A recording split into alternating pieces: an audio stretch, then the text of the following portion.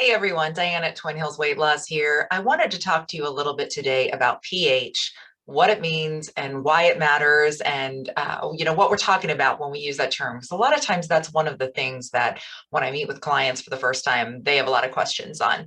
Obviously, they know the correlation, that they see on the video that we prime you for your consultation with, that, pH has something to do with weight loss, but they don't understand what exactly we're getting at, or what the water has to do with anything, or why we're asking you to, elevate your body's pH. So before I get too ahead of myself, and of course, these are all things you're going to learn about in your consultation, let's just take a minute to explain what pH is and why it matters with weight loss. So your pH is how acidic or how alkaline your body is. And the reason it matters so much is when your body is acidic, your body is not going to be as prone to burning fat as it would be to burning sugar. The reason for that?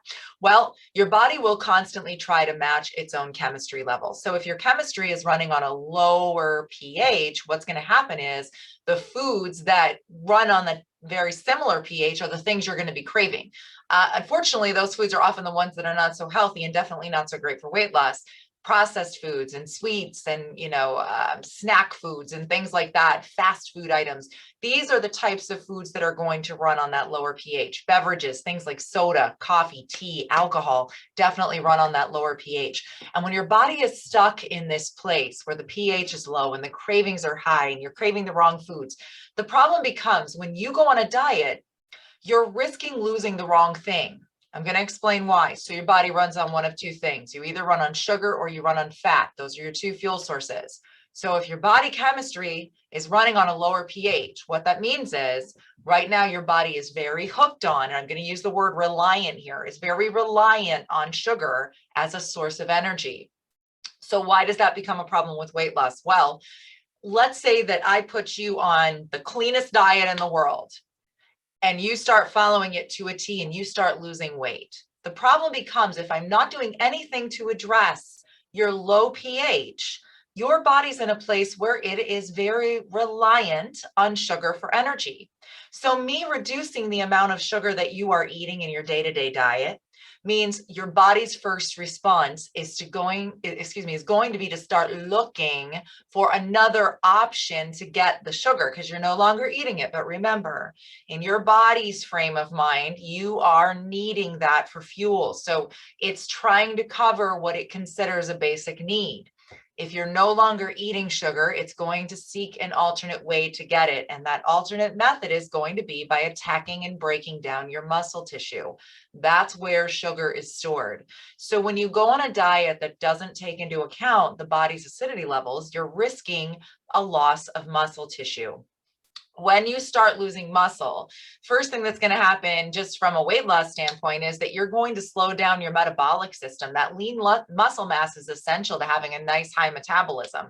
Second thing you need to worry about is your body fat ratio, because let's face it, when the metabolism slows down and you stop losing and you plateau, you're going to get tired of following a program. Anybody would, right? We don't want to follow a program if we're not seeing results anymore. We feel like we're putting in a lot of effort and not getting any payoff.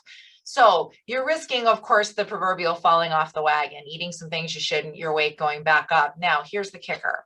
On a diet like that, your weight, when you're dropping, you're losing muscle right along with fat. When you fall off the wagon and you start gaining again, I promise you, you're not gaining back that muscle tissue. The only thing that's coming back is body fat. So over time, the body fat ratio is doing one of these and your muscle tone is lowering. What that does is put you at risk for things like cancer, stroke, heart disease, diabetes. Now, you might be thinking, well, I'm pretty young. Yes, obviously age is a factor as well, but none of us are getting any younger. And the higher your body fat percentage, the lower your muscle tone, the more those things creep up on you and get closer than you would want them in your rearview mirror. So we want to make sure when we get you losing weight, you're losing the right thing. Part of that is having the right pH in your body. We're going to help to identify where you're at. If your pH is low, how far we need to come to get it up to a great level for fat loss, and identify also what's making it lower than it should be. There's some questions we can ask you, and we can dive a little deeper into that to figure out what's going on and how to fix it. But we want to make sure your pH is optimal, because when you start burning, we want you burning fat, strictly fat, no muscle. That's why pH matters so much. We definitely would love to explain more. Set up your free, no obligation one-on-one consultation with me or one of our weight loss specialists here at Twin Hills. We can do that virtually or in office in Muncie or Wilkes-Barre. Looking forward to talking with you and meeting you. Hope you're all doing well and wishing you the best of health.